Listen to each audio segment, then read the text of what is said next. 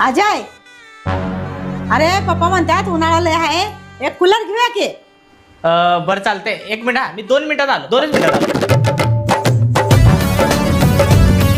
संस्कार आईला जेव्हा बघेल तेव्हा रागातच असत. ऐक की बोला. मी काय म्हणते, या महिन्यात जरा कूलर घेऊया काय? तुमच्या आईला सांगा, एवढी पण काय गरमी वाढलेली नाही, आणि तसं पण या महिन्यात बजेट नाहीये, बघू पुढच्या पुढं. हा बरं चालतंय, तू काय टेन्शन घेऊ नको, काय काय काय टेन्शन नाही. हा कर चाव, रागाला येऊ नकोस. हा कर.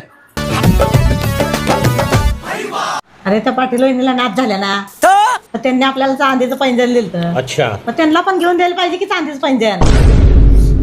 एक काम कर, 2 मिनिट थांब, मी लगेच येतो. हा 2 मिनिट थांब. आईला काही झाड तेच आहे माग. ऐक की, बोला.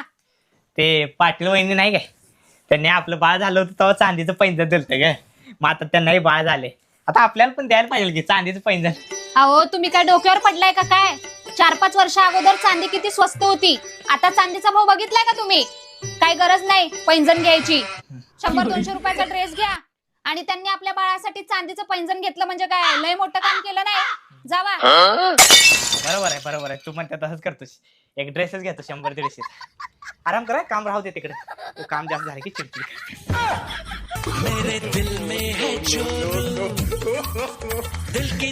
मम्मी ऐक की, हा, त्यांनी घेतलं होतं 4-5 वर्ष आधी, हा. तेव्हा चांदी स्वस्त होती. आता चांदी घ्यायला गेले तर आपलं सगळं वाट लागून जाईल है ना. त्यामुळे एक काम करूया, बारक्या बाळाला ड्रेसच घेऊन दे. बर बाबा, तू म्हणशील तसं.